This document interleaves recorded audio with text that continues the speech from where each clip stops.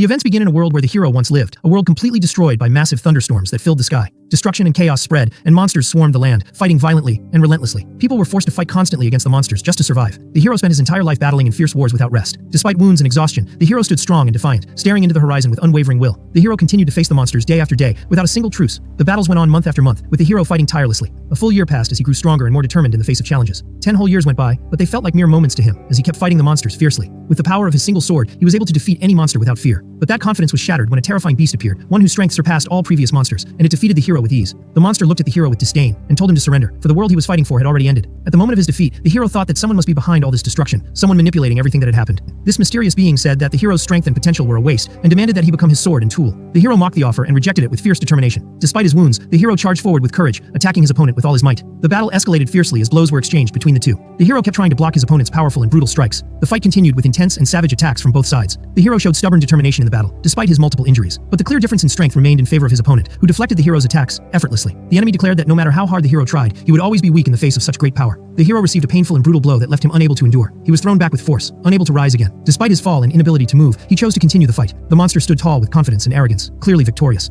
The beast displayed its strength and greatness before the defeated hero, asserting its superiority. It launched a devastating attack that showcased its immense power, destroying everything around it. The hero completely collapsed, kneeling on the ground, exhausted and defeated. Meanwhile, the monster stood firm in all its might, staring at the hero who could no longer fight back. The hero noticed a mysterious pendant glowing distinctively, hanging from the chest of the massive beast. He stared at the pendant, clenching his fists as he tried to keep fighting despite his wounds. With great determination, the hero leapt high into the air and launched a swift attack at his opponent. The monster responded with an extremely powerful counterattack, once again demonstrating its overwhelming strength. The hero fell to the ground in pain, while the pendant began to crack and glow intensely as a result of his earlier attack. The monster felt immense rage and screamed in madness, calling the hero a bastard. The hero struggled to stand with great difficulty, just as the pendant shattered completely. The monster screamed in despair, trying to stop what was happening, yelling, "Stop it!" The monster's body began to fade away mysteriously, leaving behind a dazzling light that filled the entire place. The hero lay on the ground, gravely wounded, surrounded by destruction and ruin. The hero's eyes slowly closed as he stared at the sky, seemingly losing consciousness due to his severe injuries. He looked toward the sky, admiring the beautiful scene, saying it was a breathtaking and wonderful sight, referring to the clear sky where a meteor was falling rapidly. The scene shifts to another person, walking steadily on the ground. This person appears to be a young man in simple clothes, walking calmly in a modern city. A large sign appears, indicating the presence of a Class B non-sign gate, advising civilians not to pass and requesting heroes to register their ID and hero registration number to enter. The young man keeps walking, ignoring the instructions, as warnings are broadcast telling civilians to stay away. The young man reaches the Yongsan district in Seoul and stands in front of a large building. He suddenly jumps at an incredible speed and easily clears the wall. As soon as he crosses, a loud alarm sounds, warning of an unregistered person entering the gate. Loudspeakers issue a clear alert. Warning, an unregistered individual has forcefully entered the gate. The young man proceeds into a wide green area inside the gate and calmly looks around. He stands in the middle of this area surrounded by trees, seemingly unbothered by what just happened. Someone calls out to him from afar saying, "Hey, you there?" The young man turns cautiously toward the voice. A group of people approaches him, dressed in official gear, asking if he is lost. The group's leader says he doesn't know exactly what happened, but invites the young man to join them as they are heading out. The young man looks at them silently, unaffected by their words. One of the girls in the group notices his clothes and comments with surprise that he looks like a regular person, not a hero.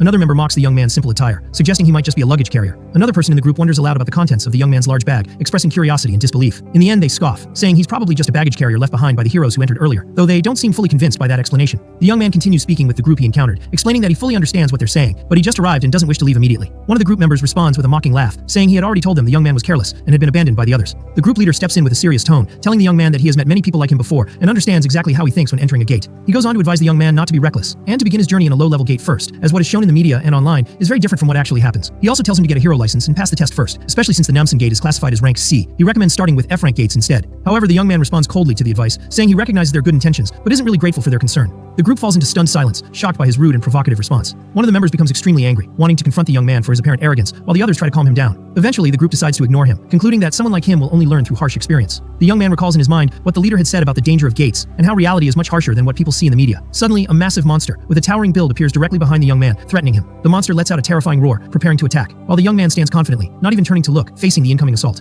His eyes turn a golden yellow, as he calmly mutters that he has waited 10 years for this moment. The monster is taken aback by the young man's extraordinary ability and unexpected reaction. Then the young man launches a lightning-fast and powerful attack, easily defeating the monster. The beast falls dead to the ground, its blood spreading across the area. After killing the monster, the young man realizes that nothing has changed from his past memories. He still feels the same strength and resolve he always had. He stands tall amidst the smoke and remains of the battle that ended so swiftly. He picks up a weapon that had fallen from the monster and gazes at it with interest and focus. He stays silent, studying the weapon carefully as he thinks about what he should do next. He turns toward the monster's corpse, where a glowing, mysterious gate appears from the wound. The young man approaches the gate with confident, steady steps. Inside, he finds a low-grade magic stone and picks it up, observing it thoughtfully. He remembers that in the past, he would never have cared about such a modest item, but now he values it differently. Suddenly, he senses something suspicious and prepares with intense focus to face an approaching threat. He hears the sound of heavy, distinct footsteps rapidly getting closer. A new group of large, powerful monsters appears directly in front of him, ready to launch a fierce attack. The young man moves with incredible speed, skillfully dodging their strikes. then takes down one of the monsters with great ease. He continues fighting with great confidence, heading toward the remaining monsters as they charge at him with strength and ferocity, fully prepared to face them without fear or hesitation. Seo Dojun continued standing firmly in the face of the situation, while the group he had met earlier was walking away, unaware of what was happening behind them. The girl in the group turned her head, recalling the young man who had spoken to her rudely, and wondered if he was all right. She expressed her concern, questioning whether he might actually end up dead, which surprised her teammate, who didn't understand her concern for him. The group leader stepped in and pointed out that if the person was an intruder, then by now he would surely be pursued by agents from the control center. Indeed, control center agents were rapidly approaching the area, and it was clear that a Class C gate like Namsan required B rank or higher agents to handle such cases. The leader reassured his team that the young man wouldn't die as long as he didn't act recklessly and fight monsters, and his comrades agreed with him. At that moment, one of them mocked that the arrogant guy was probably trembling in fear by now, just waiting for the agents to come save him. But in reality, Seo Dojun was fighting the monsters with remarkable courage, landing decisive blows directly with his fists. He displayed incredible speed and skill in dodging and attacking, effortlessly evading the monsters' strikes. The monsters were stunned by Seo Dojun's speed and power, unable to react quickly enough to his abilities. Seo Dojun leapt high into the air with tremendous force and launched a surprise aerial attack on one of the monsters, then delivered a crushing blow that killed it instantly, leaving behind a lifeless corpse. Blood spread across the ground alongside the corpses of the defeated monsters. With visible confidence, Seo Dojun declared to himself that he had obtained 3 additional magic stones, then slung his bag back over his shoulders, ready to continue his path. He thought for a moment that the haul wasn't too impressive. So far, he had collected 12 low-grade stones and 16 of the slightly lower than average grade. As he was thinking, an agent from the control center suddenly appeared and called out to him from a distance, motioning for him to follow. Seo Dojun turned to him calmly, wondering what he wanted. Several agents in official uniforms approached and informed him they were from the control center, requesting that he show proof of being a registered hero, otherwise he would need to come with them to the center.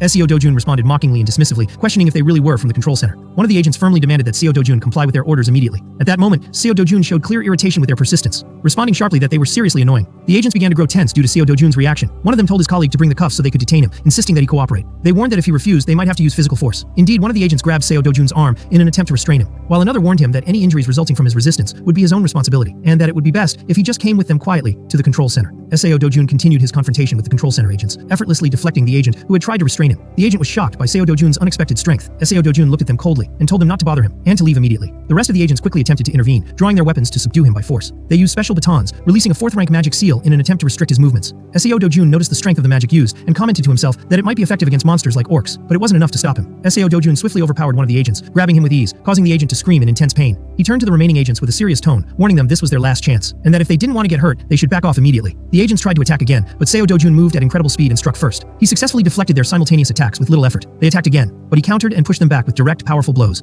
Seo Dojun continued his assault with overwhelming force, using precise combat techniques that allowed him to defeat the agents with complete ease. He knocked one of them to the ground with a powerful strike, leaving him unable to continue fighting. He then quickly turned toward the last remaining agent, preparing to finish the confrontation. The remaining agent felt immense tension from Seo Dojun's unprecedented power. Seo Dojun gave him a sharp glare, clearly showing he had the strength to defeat them all. Seo Dojun suddenly vanished from the agent's sight with astonishing speed, leaving the agent confused and deeply unsettled by what just happened. Seo Dojun reappeared behind the agent and landed a powerful direct blow that dropped him to the ground, rendering him unable to stand. The agent found himself lying on the ground, unable to rise, groaning in pain. Seo Dojun turned to him again, speaking calmly and confidently. Seo Dojun asked the agent why the control center hunted down unregistered heroes, to which the agent explained that registered heroes don't face issues unless they break rules inside the gates. Seo Dojun then asked sharply about rift zones, causing the agent to grow fearful and confused. Rift zones are defined as passages to other worlds where strange monsters appear and spread across the globe, and the resources obtained from these monsters are used as a new form of energy. Zones that are fully controlled by the government and prevent monsters from escaping are classified as gates, while areas that are still unknown and not yet stabilized are called rift zones. Seo Dojun angrily explained that the agents would continue to hunt him in every gate he entered, accusing them of targeting him for unauthorized entry. The agent, now extremely frightened, confirmed the truth of Seo Dojun's words, adding that whenever an unregistered hero enters a gate without permission, the control center is automatically alerted, and nearby agents are dispatched immediately. Seo Dojun continued speaking with the control center agent, who was visibly fearful and confused. The agent tried to explain that rift zones weren't as accessible as gates, and that the Hero Association would not sit idly by if someone tried to breach them. Seo Dojun replied indifferently, showing no concern for his threats. The agent grew angry, realizing he should have reported Seo Dojun to headquarters from the start, calling him insane and dangerous. But before he could take any further action, he was struck by a powerful blow from Seo Dojun, which sent him flying and crashing violently to the ground. Seo Dojun looked down at the fallen agent with scorn, calling him a worthless person.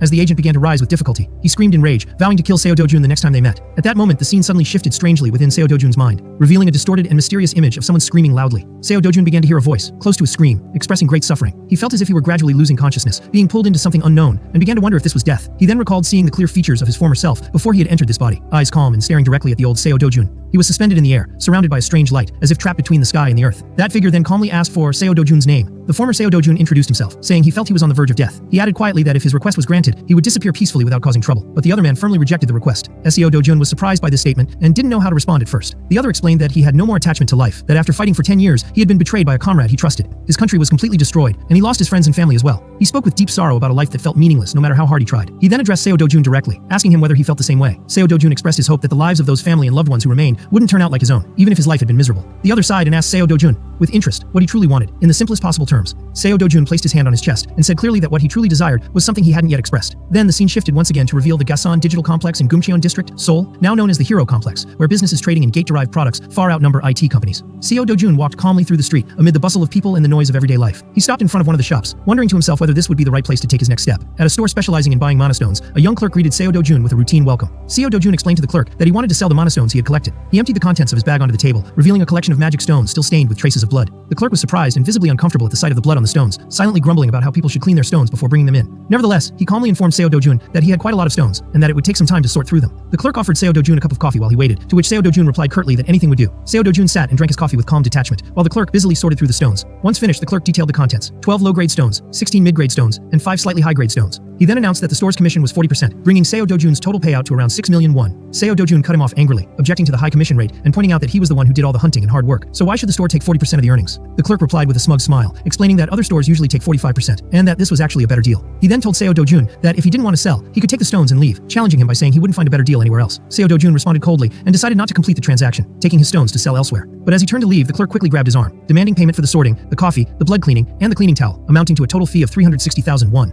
Seo Dojun firmly stated he had no money to pay the fee, daring the clerk to take it from him by force if he could. The clerk smiled wickedly and warned Seo Dojun that he had backup from C-rank heroes, calling him a nuisance. Suddenly, a group of large, hostile-looking men entered the store, having been called in by the clerk. The burly man leading them asked why they'd been summoned and whether someone was causing trouble. Seo Dojun exchanged a cold, sharp glare with the large man, causing a heavy tension in the air. The clerk began to feel scared and anxious about how things were unfolding. In an instant, Seo Dojun launched a swift and unexpected attack on the large man, knocking him down with a single powerful punch. The man fell to the floor, unable to move or fight back. Seo Dojun then calmly looked at the rest of the men, who had also fallen easily before his strength. He slowly walked toward the terrified clerk, and coolly informed him that from now on, the commission would be only 1%.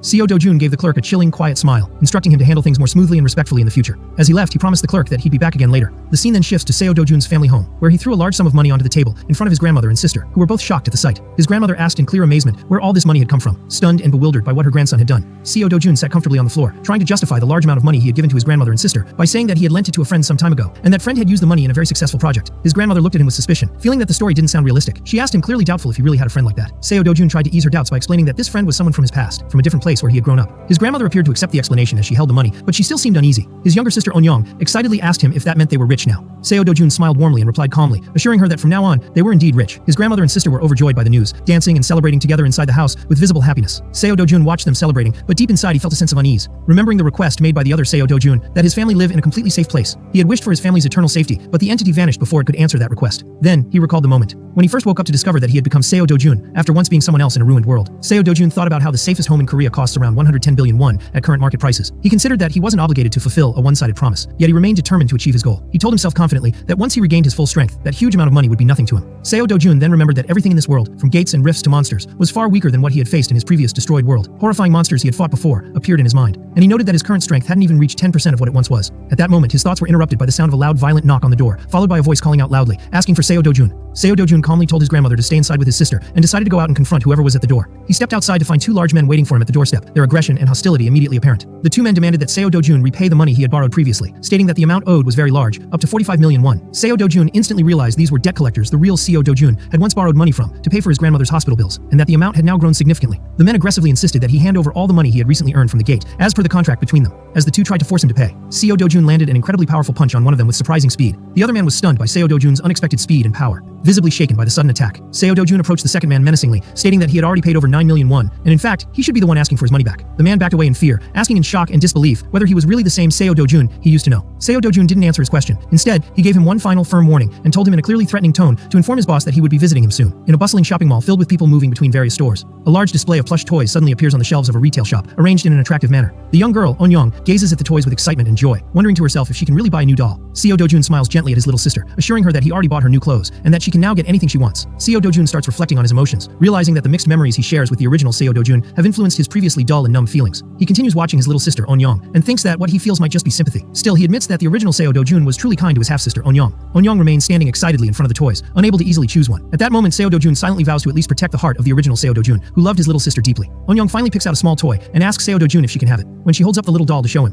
Seo Dojun reaches out and instead selects a large, beautiful plush toy for her. He reminds her once more that he told her to buy whatever she wants without hesitation. Onyong smiles brightly brightly, full of gratitude for her brother. After shopping, the two sit together in a restaurant to eat, with a variety of delicious dishes laid out on the table. While eating, Seo Do-jun suddenly hears a girl's voice from behind him, surprised and asking if the person sitting in front of her is really Seo Do-jun. He turns toward the voice and sees a well-dressed girl accompanied by a group of large-bodied bodyguards. The girl begins mocking Seo Do-jun's appearance, saying he doesn't look any better than before, then asks dismissively about the little girl with him. Seo Do-jun glares at her sharply, while she mocks him further, asking if On-young is as much trouble as her mother once was. The atmosphere grows increasingly tense due to her words, and Seo Do-jun and his sister sit silently as the girl approaches their table with her guards. On-young, confused, quietly wonders who the girl bothering them is, while Seo Do-jun remains silent and visibly angry. The girl gives a sly smile and continues taunting and mocking them without pause, while On-young innocently stares at her, not understanding the reason behind the sudden hostility. The girl asks On-young for her name, and On-young simply replies, On-young. The girl begins mocking On-young and her family, especially ridiculing her simple clothes, comparing her to her mother, and calling them both pitiful. She turns to Seo Do-jun and, with a provocative tone, asks if she's right in what she's saying, but he remains silent and furious, refusing to answer. The girl grows visibly angry at being ignored and not getting a reaction to her taunts. Then she turns back to On-young and, in a clearly threatening tone, calls her an annoying little brat. The arrogant girl continues provoking Seo Do-jun, sarcastically asking On-young if she knows the meaning of the word vagrant. Seo Do-jun looks at her with utter coldness, then sharply retorts, calling her as ugly as an orc. The girl is utterly shocked by this unexpected response, staring at him in disbelief. She replies in a stunned, hesitant voice, asking if she really heard him correctly. Seo Do-jun keeps glaring at her with fierce, angry eyes. Seo Do-jun recalls the harsh past of the real Seo Do-jun, who was born into severe poverty. After his mother died when he was 7, he was forced to move in with his biological father. But his life never improved, as he suffered for more than 10 years from discrimination and neglect at the hands of his father's legal wife and her son, becoming completely ostracized in the household. He was eventually kicked out again and went to live with his maternal grandmother and his half-sister On-young, whom he had never met before. Seo Do-jun feels deep sadness and wonders how the original Seo Do-jun endured all this injustice and cruelty in silence. Then he makes a firm decision that from now on, everything will be different. Seo Do-jun turns toward the arrogant girl with confident, challenging eyes and tells her that he lived with her for 12 years, and yet she still disgusts him. He sharply calls her hopeless, from her features to her awful personality and foolish mind. He continues harshly, saying that she's always jealous of girls who are prettier and kinder than her, and that she clings to a deep inferiority complex. He adds that she's never any better than On-young, who truly and honestly cares about her brother's financial situation.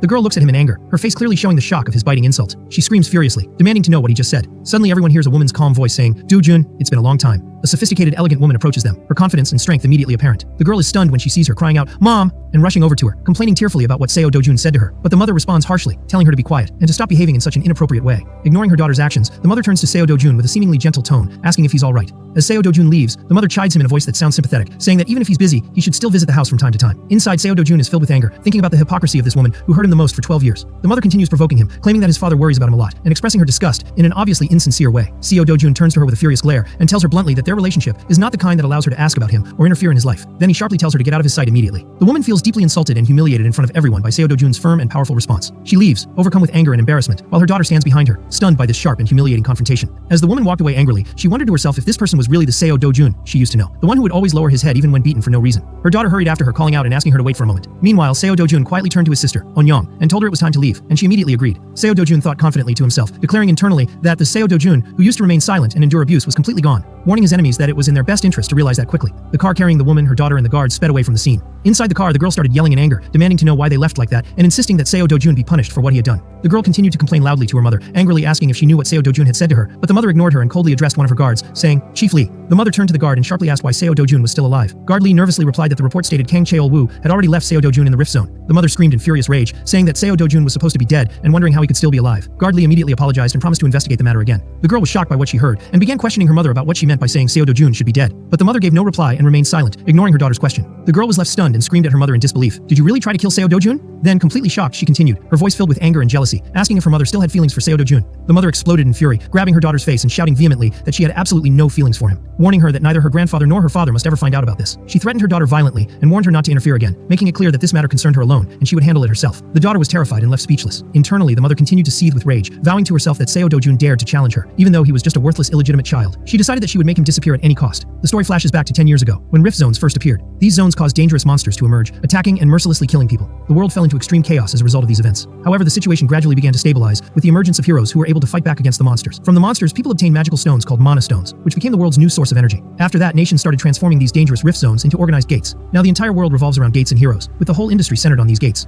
Elsewhere, Seo Do-jun realized that the only way to make money in this world was to become a hero. Seo Do-jun arrives at a building called Yonggyungpo, which serves as the headquarters of HC Finance Company. In that place, which looks like an old building, a man is standing smoking a cigarette while watching the situation with anticipation. Seo Do-jun enters the building, surprising the smoking man and his companions with the presence of a stranger. The man asks him sternly who he is, then adds angrily if he really dares to show up here after having messed with his men before. Seo Do-jun responds with complete calm, saying that the more he thinks about it, the more he realizes he suffered a significant loss. The man is puzzled by Seo Do-jun's words and asks him what he means by loss. Seo Do-jun continues, explaining coldly that he deserves substantial compensation for the material and moral damages he has suffered. The man with glasses stares at Seo Do-jun, thinking to himself that Seo Do-jun's personality has changed a lot since entering the gate. The man also concludes that Seo Do-jun must have awakened his power inside the gate. He steps toward Seo Do-jun, threatening threatening him and saying he knows very well what happens to people who become arrogant after awakening in the gates. Suddenly, other men approach and surround Seo Dojun, clearly threatening him. The main man stands up and moves closer to Seo Dojun in an aggressive manner. The man angrily explains that he has seen many people become D-rank heroes, and that they were all arrogant, but in the end, they were nothing but trash. He also asserts that he has plenty of D-rank heroes who don't even allow anyone to speak to them. Seo Dojun remains silent, ignoring all the threats he hears. But the main man angrily orders him to sit down, thinking he has ended the conversation. Seo Dojun firmly replies that he hasn't finished talking yet. The man becomes extremely angry at Seo Dojun's manner of response and tries to attack him suddenly. But the man is utterly shocked when he discovers that Seo Dojun has moved at incredible speed. Seo Dojun delivers a powerful headbutt to the man, making him collapse instantly. After that, Seo Dojun continues attacking the rest of the men who had surrounded him with extreme ease, landing crushing blows that send them to the ground quickly. During the fight, Seo Dojun tells them that he knows very well their business isn't limited to just usurious lending. He then adds, while continuing the fight, that he's also aware they forge identities. Seo Dojun clarifies that if he wants to start making money, he needs an official hero ID card. Seo Dojun continues fighting non-stop, effortlessly and skillfully dodging the men's attacks. Then he stands among the defeated men lying on the ground, and coldly demands that the main man provide him with a genuine hero ID card without any errors or issues. He adds in a firm tone that it must be ready by tomorrow. The main man feels intense fear, thinking to himself that Seo Dojun might not be just a D-rank hero, but possibly B-rank or higher. As Seo Dojun continues speaking to the man he knocked to the ground, he demands a clear answer to his question, so the man quickly decides to agree to Seo Dojun's request, out of fear of his anger. But Seo Dojun stops him again, telling him that there's something else he wants to know as well. Then Seo Dojun asks him sharply and threateningly if Hong Hee-ju was the one who ordered him to kill him. The man clearly recalls in his mind the features of Hong Hee-ju when she gave him the order, but he remains silent and does not answer. Because of the man's silence, Seo Dojun becomes even angrier and presses down hard on his face, demanding once again that he answer. The man screams in pain and terror, quickly confessing that Hong Hee-ju really did order him to do it. He explains that Hong Hee-ju hoped Seo Dojun would fall so deeply into debt that he would be forced to commit suicide. Then the man adds, still screaming in terror, that this is exactly what Hong Hee-ju told him. Seo Dojun remains calm after hearing this confession, while the man begs him to let him go. Seo Dojun mocks the man's words about suicide, saying that this explains why he was locked inside the gate. The man immediately tries to defend himself, insisting that he knew nothing about the gate situation. He continues defending himself, saying that if Seo Dojun died, he wouldn't get any money, so why would he send him there in the first place? Seo Dojun listens to the man's words with interest and thinks quietly. Then Seo Dojun suddenly remembers the name Kang Cheol-woo and says it out loud. Seo Dojun explains to the man that Kang Cheol-woo was the one who put him in the gate and asks the man to bring him all the information related to this person by tomorrow. The man agrees immediately, visibly terrified. Seo Dojun leaves the place calmly, leaving the men in a state of extreme fear and panic. As he walks, Seo Dojun remembers his wish to live with his grandmother and his sister Onyong in the safest house possible. Seo Dojun decides to himself that he must work to achieve this goal as he walks with confident steps. Seo Dojun obtains a hero identification card from the man he ordered to get it for him. Seo Dojun uses the ID card on an electronic device to verify its authenticity. The device verifies the validity of Seo Dojun's hero identification card and confirms it is valid. Nevertheless, a clear warning appears on the device stating that Seo Dojun's level is lower than the recommended level for entry. But Seo Dojun mutters in annoyance that the man should have given him a higher rank, like rank A instead of his current rank. Seo Dojun ignores the warning and confidently proceeds through the entrance, while the device continues to issue its warning. Information is provided about the Bamseum Gate, which is classified as B rank, but it is small, like a D rank gate, and authorities recommend not entering except as part of a team of 2 or more people. Nevertheless, the information also states that because the gate is structured as a tunnel, it only allows individual entry, which makes it difficult to complete, except for those who are at least rank A. Seo Dojun keeps advancing inside the gate, ignoring all the warnings that appear before him. The text explains that if he is unlucky, he might have to face hundreds of monsters alone in a dark and narrow tunnel. Seo Dojun begins facing the monsters, but he never seems afraid. Rather, he appears to enjoy the fight. Seo Dojun's battle begins with a gigantic and fierce serpent-shaped monster. Seo Dojun displays great skill as he dodges the snake's repeated and rapid attacks. The snake continues to assault Seo Dojun, releasing poisonous venom from its fangs in an attempt to injure him. Seo Dojun realizes that the monster is a black-fanged serpent, a type of extremely poisonous creature that can kill with even a small dose of venom. Seo Dojun successfully lands a powerful and direct blow on the monster. He continues fighting with swift and skillful movements, delivering consecutive strikes to the beast. Seo Dojun moves at high speed, trying to avoid the deadly venom the monster spreads around him. He manages to evade being poisoned and feels relieved by this success. He looks at the glove he's wearing, which has been splashed with some of the venom, and thinks to himself that at least he managed to profit 300,000 won from it. In a moment of intense focus, Seo Dojun senses a quick movement from the monster and prepares to face it again. The monster attacks with great force, but Seo Dojun blocks it with obvious ease. As a result of this confrontation, the monster is pushed forcefully backward, its venom spreading through the area. Seo Dojun stands tall as he watches the monster fall before him, defeated. He approaches, searching for magic stones inside its body, but finds nothing, and calmly says there is no magic stone inside. Seo Dojun confirms that, based on his previous experience, the probability of finding a magic stone inside a black-fanged serpent is less than 3%. Seo Dojun realizes he needs to hunt hundreds of monsters to gather enough stones, and tells himself calmly that he should be prepared for this effort. He continues advancing through the gate, arriving at an area filled with bones and monster corpses. A massive skull appears before him, and Seo Dojun wonders if this is the gate's boss monster. Seo Dojun raises his head to confirm the presence of the boss monster, and prepares to face it. The boss monster appears before him, a colossal serpent with glowing green eyes. Seo Dojun feels relieved that the boss monster showed itself, saying he didn't know the way to it, so this is very convenient. Seo Dojun decides to attack immediately and end the battle quickly. However, he is surprised to discover that his attacks do not reach the monster's body. He wonders to himself why his strikes aren't able to effectively hit the monster. Seo Dojun continues his attempts, moving swiftly as he dodges the boss monster's attacks. He finally succeeds in landing a very powerful blow on the monster. The boss monster screams in pain and shock after receiving that fierce blow. Seo Dojun continues fighting with extremely fast and powerful strikes. He moves with great agility, dodging the boss monster's attacks and delivering another strong blow. Seo Dojun manages to land a finishing blow on the boss monster, confirming his dominance in this battle. As the confrontation between Seo Dojun and the giant serpent continues, Seo Dojun realizes, just as he expected, that the skin of this monster is extremely tough and completely different from the previous monsters he faced, to the point that his strikes have no effect on it. Seo Dojun stands there, wondering to himself what he can do now, wishing he could regain his former strength, because a monster like this would have been easily defeated before. At that moment, Seo Dojun notices something lying on the ground next to him and turns his attention to it.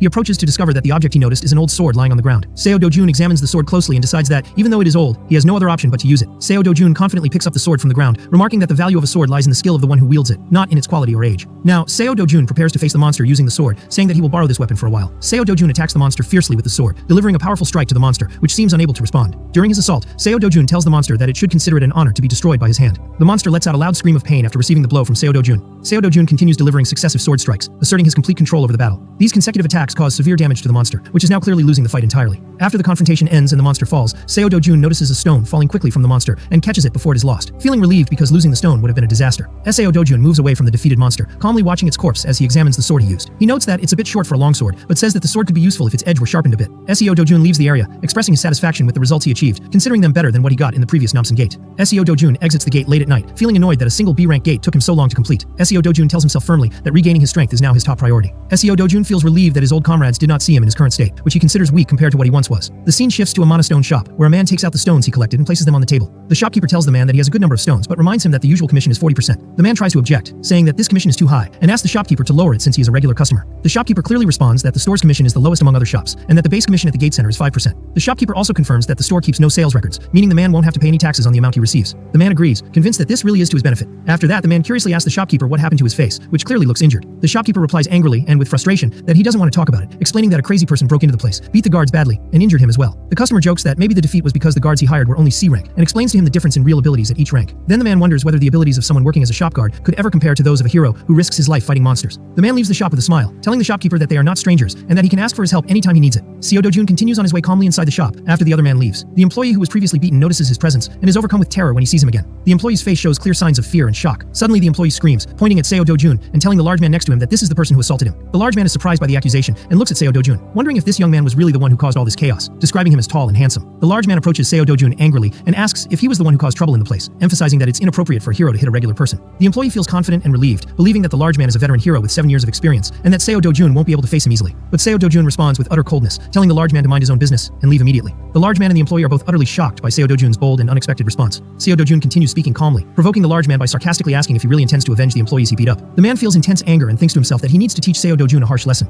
But the veteran hero suddenly remembers an important fact, that most hero deaths don't come from monsters, but from conflicts with other heroes, which fills him with tension and reignites his instinct for fear and caution as a hero of 7 years. The veteran quickly decides that it's best to avoid a confrontation for now, so he leaves the place in a hurry, apologizing that he's very busy and hoping they'll meet again. After the large man leaves, Seo Dojun turns toward the employee, giving him a sharp look. Seo Dojun asks the employee in a chillingly calm tone if he has any more complaints against him. The employee is extremely flustered and can't respond, so Seo Dojun tosses a bag full of high-quality mana stones in front of him and asks him to calculate their value. The employee is utterly shocked at the sight of so many high-quality mana stones and wonders to himself about Seo Dojun's true identity. After counting the stones, the employee announces that the total value is 150 million won. Seo Dojun expresses his annoyance at how little the amount is, despite working all day, and orders the employee to bring him the money. The employee fearfully reminds Seo Dojun that he has to deduct the commission, but Seo Dojun gives him a terrifying look that makes him question if he said something wrong. Seo Dojun changes his stance with icy calm and tells him the commission is only 1%, demanding he hand over 148.5 million won immediately. The employee loses his composure and yells that the commission is 40%, not 1%, but he calms down a bit and explains that any transaction exceeding 100 million won requires approval from his superior. Seo Dojun coldly tells him to get approval immediately. The employee instantly calls his superior, explaining the situation with clear tension and fear. Seo Dojun suddenly takes the phone from the employee and addresses the superior directly, demanding that he give the employee an order to hand over the money.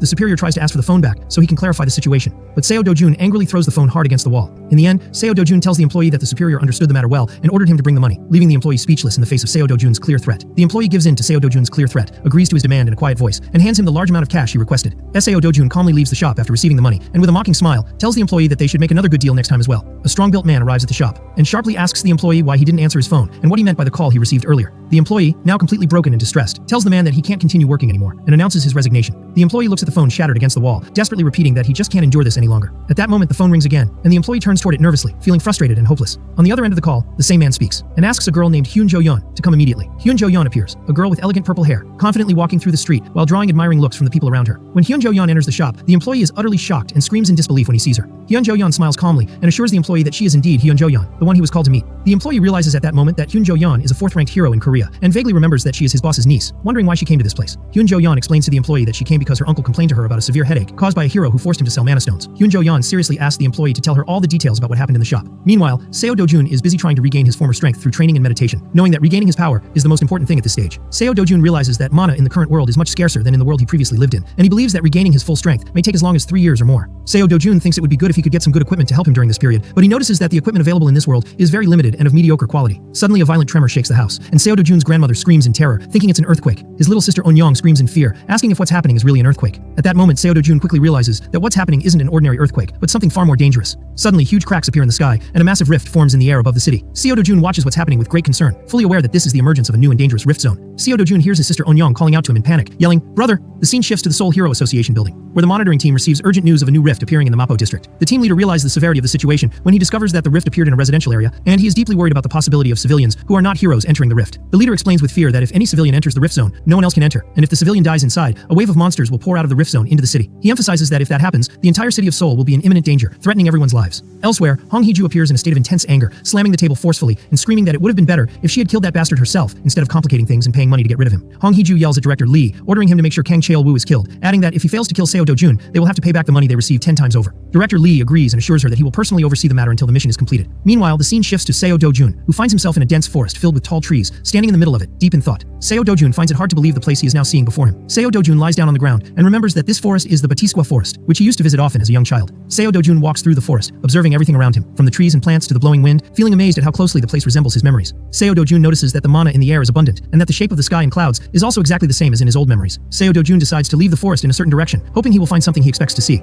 As soon as he exits the forest, he is astonished to see the world tree, the gigantic legendary tree he always knew. Seo Do-jun realizes that this tree is an extremely ancient spiritual tree that contains a vast flow of pure, high-quality mana. Seo Do-jun remembers that the destruction of the previous world was caused by the burning of this tree, which led to the collapse of the mana flow in that world. He is amazed to see the world tree completely intact and realizes that this means he can regain his former strength. Seo Do-jun smiles confidently, affirming to himself that he can now recover all the mana he previously lost. Seo Do-jun sits under the world tree and enters a state of deep concentration to absorb pure mana from it. Seo Do-jun remains in complete focus, continuously absorbing mana from the world tree. Days pass, 1 day, then 2, then 3 days, and he is still sitting in the same spot, deeply immersed in meditation and mana absorption. Seo Do-jun forgets about eating and drinking, remaining in this state for 10 whole days, focusing only on breathing and absorbing mana. At the end of this long period, Seo Do-jun breathes with relief, feeling a tremendous change in his strength. Suddenly, Seo Do-jun senses strange movement and suspicious sounds coming from inside the forest, and his expression instantly changes to one of caution. Strange glowing creatures appear before him, and Seo Do-jun mutters angrily, calling them by their known name, Volcana. Seo Do-jun immediately remembers that these are the same creatures that burned the world tree in the past and caused the destruction of the previous world. The creatures quickly head toward the world tree, trying to destroy it once again. Seo Do-jun prepares to face them, wishing he had a water-based weapon to help him in this battle. The glowing creatures rush at him at tremendous speed to attack him, but Seo Do-jun quickly decides that the lack of a weapon doesn't matter, and that he can face them with his current strength. He confidently declares that he will crush them all without exception. Seo Do-jun begins to use the power he gained from the pure mana to attack them. He manages to deliver an extremely powerful blow to the monsters, which begin to collapse before his overwhelming strength. Seo Do-jun begins his battle against the monsters called Volcana, showing intense focus during the fight. Seo Do-jun unleashes his mana energy on a massive scale, surrounding himself with it. He notes to himself that the dense mana has been released in the form of chai to execute a powerful explosion against the monsters. Seo Do-jun breathes a sigh of relief after launching the attack, noting that it's been a long time since he released such a large amount of mana at once. The Volcana monsters appear again, filled with rage, and begin attacking him. Seo Do-jun confronts them swiftly and powerfully, using the concentrated mana to hurl it toward them. He advances toward the monsters with strength and confidence. He is able to block the monsters' attacks easily, appearing calm during the confrontation. Seo Do-jun declares that he has made sure the world tree is safe, and now decides to check how much mana he has regained by using his eyes. Seo Do-jun confidently moves toward the monsters trying to attack him again. One of the monsters tries to attack him with great ferocity, opening its wide mouth full of sharp fangs. But Seo Do-jun counters the monster's assault with tremendous force, using his fist to deliver a crushing blow directly into the monster's mouth. After this powerful strike, the monster is defeated, and a red gem drops from its body onto the ground. Seo Do-jun approaches the gem and confirms that he managed to obtain it. He smiles confidently and announces to the monsters that once he finishes defeating them all, he'll be able to obtain a rare item called the Eternal Ember. He continues with a confident smile, saying that he should be able to get this item. Seo Do-jun recalls that the probability of acquiring this item used to be very high in the past. He decides to test the odds of getting more of these items from the remaining monsters and starts attacking them with power and ferocity. More red and yellow gems fall from the monsters Seo Do-jun defeats, and he observes them carefully. Then he notices the Eternal Ember already among the gems and picks it up carefully. Seo Do-jun feels satisfied as he obtains this item once again, expressing his surprise at getting it back. Seo Do-jun contemplates the Eternal Ember in his hands with great focus. Seo Do-jun realizes he wants to absorb more mana from the world tree, but knows that his current body can't handle anymore. So he decides to absorb the energy of the Eternal Ember instead and convert the mana in his body into the fire element. Seo Do-jun remembers that in the past, he didn't even need to absorb such rare items himself. He moves around and collects the scattered gems that fell from the monsters. Seo Do-jun continues absorbing the energy of the Eternal Ember until the last drop he can handle. Meanwhile, outside the rift zone, large crowds of people gather watching the rift with fear and great anticipation. A state of chaos and tension spreads among those watching, and someone shouts in anger and extreme anxiety, "Damn it!" The events begin with intense anger from a man named Bang Sung-woo, who expresses his frustration and annoyance at what one crazy person did, wondering why there's all this trouble. Another man, Kim Hyun-woo, responds, pointing out that the person in question did it in an attempt to save his little sister. But Bang Sung-woo angrily rejects this, saying it's just an excuse, claiming that person heard a rumor about something valuable in an easy zone and entered without thinking about others. He adds that if he wants to die, he should do it alone without causing trouble for everyone else. Kim Hyun-woo asks Bang Sung-woo what the guild leader said. The latter replies that the leader just ordered them to wait and observe the situation. Kim Hyun-woo wonders why they're waiting, and Bang Sung-woo explains that rift zones have appeared simultaneously in several major countries like the United States, China, Britain, Turkey, and Switzerland. Kim Hyun-woo understands why the leader is busy, commenting that this is the first time something like this has happened. He then adds that other countries were able to control the situation well, while only they are having problems because of that person, he calls a beggar. Bang Seung-woo becomes angry and says he'll wait for that person to come out first, and then he'll smash his face. The huge mysterious rift continues to grow, while the situation around it remains extremely tense and confusing. It is officially announced that 28 days have passed since the new rift appeared, and the Hero Association issues a warning about a wave of first-level monsters. It is also announced that if the civilian Mr. S who first entered the rift does not come out within the next 2 days, the situation will become very serious. The scene shifts to a man who appears to be in a leadership position, who asks in surprise, so the civilian who entered first was that bastard Seo Do-jun? His assistant, Director Kim, confirms that the information is accurate, and that the civilian is indeed Seo Do-jun. The leader asks about the likelihood of Seo Do-jun returning alive, and Director Kim answers that if he's just a civilian, the chance is almost zero, about 1%. But the leader laughs mockingly, saying the chance of returning alive is less than 0.1%, and finds the idea of a civilian surviving to be ridiculous. The leader then continues, mocking the Hero Association, saying they are making huge mistakes due to a lack of information. He then wonders, what if Seo Do-jun is actually awakened? Director Kim replies that if he is truly awakened, then it will depend on what hero rank he belongs to, admitting that it's difficult to make an accurate judgment in that case. The leader agrees with Director Kim, adding that simply being good at fighting and surviving in the rift isn't the same thing. Suddenly the leader mentions that Seo Do-jun has 2 family members and suggests that they should secure them. Director Kim is surprised by this, and asks what they're planning to do now. The leader responds with a chilling calmness, saying that they should treat the family well for now, but if Seo Do-jun dies, they'll sell his family's organs, and if he returns alive, they'll demand massive compensation and put him into debt.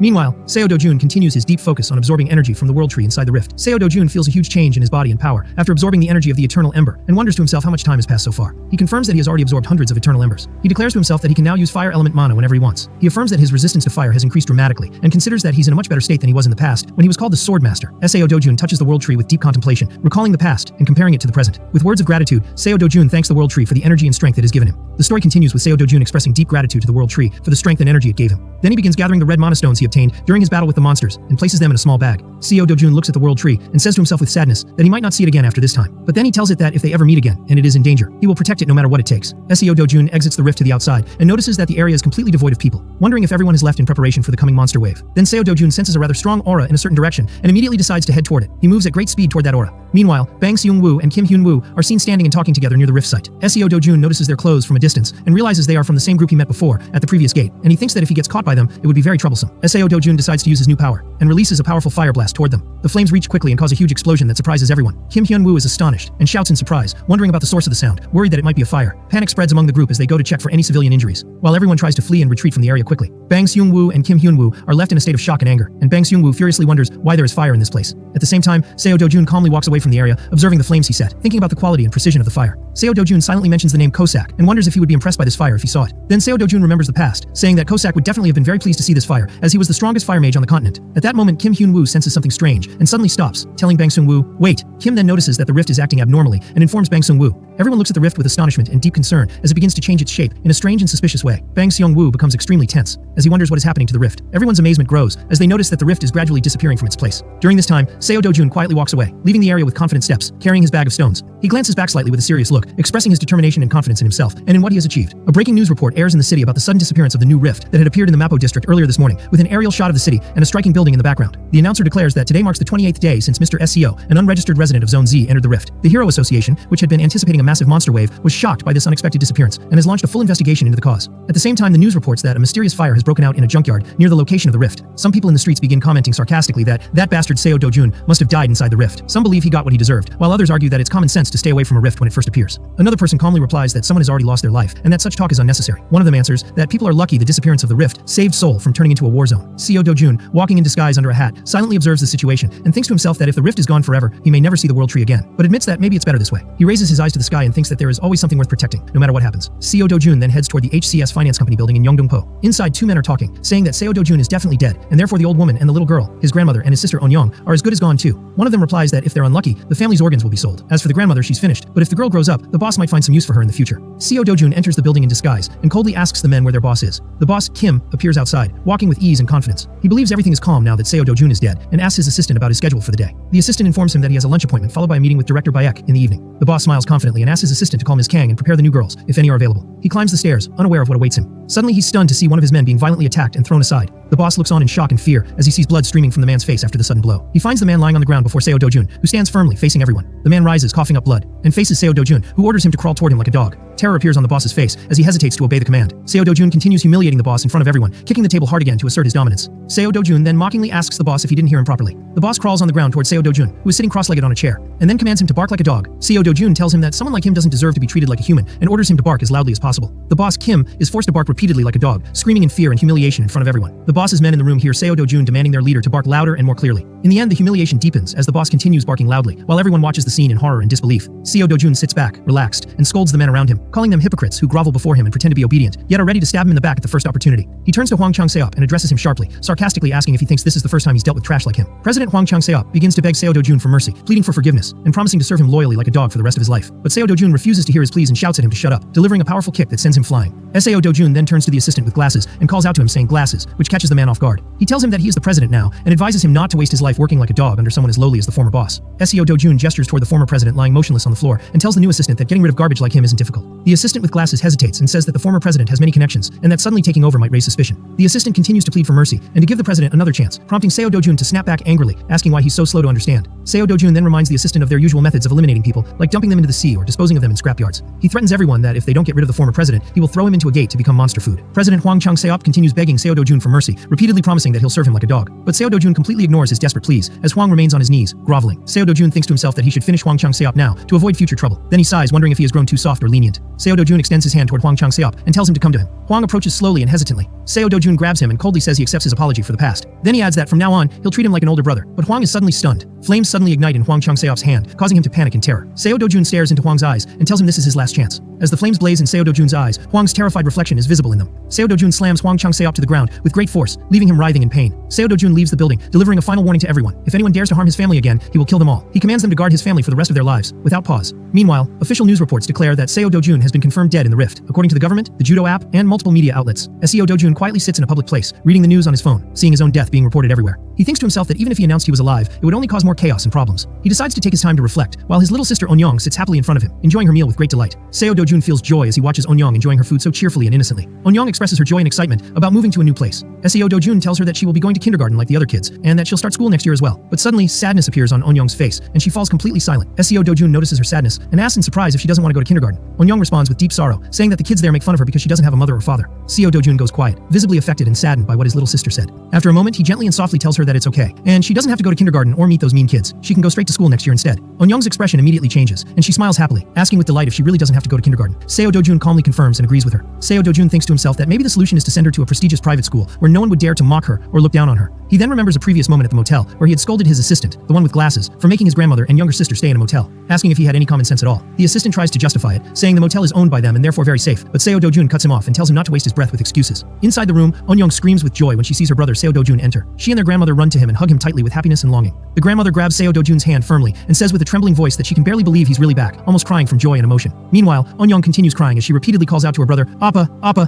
Seo Do-jun looks at her, feeling a deep sadness and clear emotion in response to his sister and grandmother's reaction. Then he gently reassures them that he truly is back, that he's alive, and that he returned just for them. In a later scene, Eun-young asks her brother Seo Do-jun if he's a hero too. Seo Do-jun kindly replies by asking if she really wants him to be one. But she tells him with great sadness that she hopes he isn't a hero, because from what she's heard, heroes fight scary monsters, and sometimes die in the process. She shows him an innocent drawing representing their family, and says that she and their grandmother want him to stay with them for a very long time. Seo Do-jun is deeply moved by his little sister's sincere words. He then starts recalling his past life in that dark and brutal world he once lived in. He also remembers how much he lost in his long battles against monsters. But now he admits that he's gained something precious on this journey, something he had once forgotten, his family. Seo Do-jun quietly observes his family sitting together peacefully in their new home, and tells himself that as long as he's in this place, he can protect this small happiness. The scene shifts to a wide aerial view of the city, with a large building visible in the background. The story moves inside that building, where a man named Nat Tai-hwang, the founder of the Hero Association in Korea, and a member of the Global Hero Alliance, appears and says in a serious tone, "So they still haven't found anything yet?" His assistant responds respectfully, confirming that no information has been discovered so far, and apologizing deeply, which causes Nat Tai-hwang to express his frustration at the lack of progress. Nat Tai-hwang was deeply frustrated by his inability to determine the cause behind the mysterious disappearance of the rift. He expressed concern that the rift vanishing on its own could mean it might reappear at any time. His assistant, in a serious and worried tone, confirmed that such uncertainty is extremely dangerous, and said perhaps it would have been better if a monster wave had appeared instead of this unpredictability. But Nat Tai-hwang suddenly stopped her, and insisted that people's safety was the most important thing. He apologized to his assistant for his excessive reaction.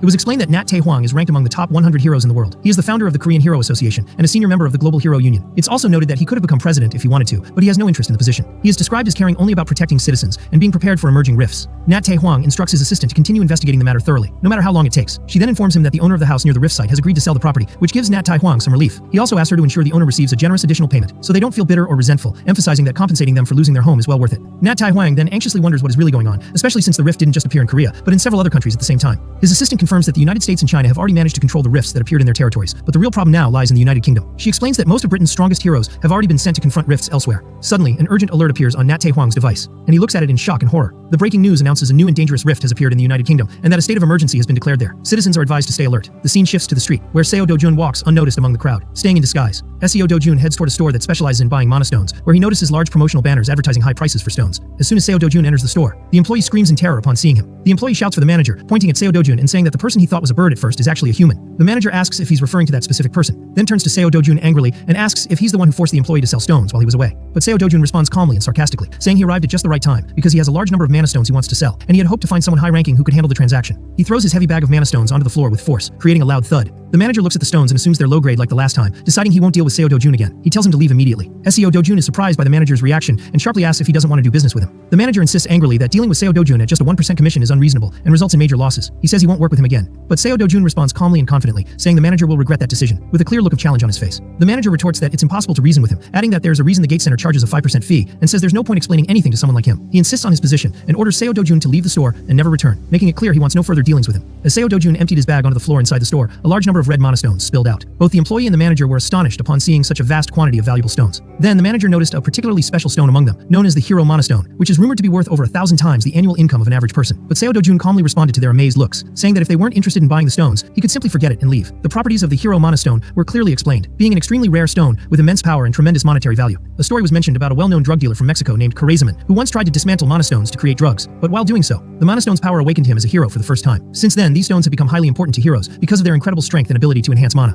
In the store, the manager and the employee kept staring at the rare stone in astonishment, fully aware of its great value. But Seo Dojun calmly asked them to return the stones to the bag because he was going to leave. The manager's attitude changed instantly, and he addressed Seo Dojun with extreme politeness and a wide smile, asking him to sit for a moment while they assessed the stones. The employee immediately began gathering the stones and carefully arranging them on the table. Seo Dojun sat and waited for the evaluation, drinking his beverage with cold detachment. While waiting, the manager cautiously tried to discuss the commission rate of only 0.5%, expressing concern that it was too low. Seo Dojun responded indifferently, telling him, then don't accept the deal. The manager became extremely tense and quickly apologized, clarifying that he didn't mean to reject it. He was just curious. The manager asked Seo Dojun why he reduced the commission to 0.5%, and Seo Dojun replied by stating the reason was simply his annoyance. The manager was filled with fear and quickly apologized, admitting he had made a mistake by not thinking carefully. Seo Dojun responded with obvious coldness, saying he was tired of hearing apologies and clearly asked whether the manager would accept the rate or not. The employee watched the situation unfold, feeling angry about the way Seo Dojun was treating his manager, internally calling him rude and arrogant. The manager tried to explain the significance of these stones and said that most other companies buy them at market price without any commission, and that Seo Dojun wasn't even being charged a high rate here. Seo Dojun interrupted him and said, this conversation is too long. If he doesn't like it, I'll just leave. The manager started lowering the rate quickly, first suggesting a 9% commission, then 8%, but Seo Dojun mockingly rejected all of his offers. The manager continued trying to negotiate with Seo Dojun, gradually lowering the commission to 7%, then 6.5%, but Seo Dojun rejected them all and mocked his poor negotiation skills. The manager dropped to his knees in desperation before Seo Dojun, but Seo Dojun offered him a 1% rate as a gesture based on their previous dealings. However, when the manager screamed internally and called Seo Dojun a highway robber for demanding such a rate, it became clear how angry and desperate he felt. Seo Dojun gave him a calm smile and told the manager quietly that, just so he knows, he still had about 7 more bags filled with the same kind of stones.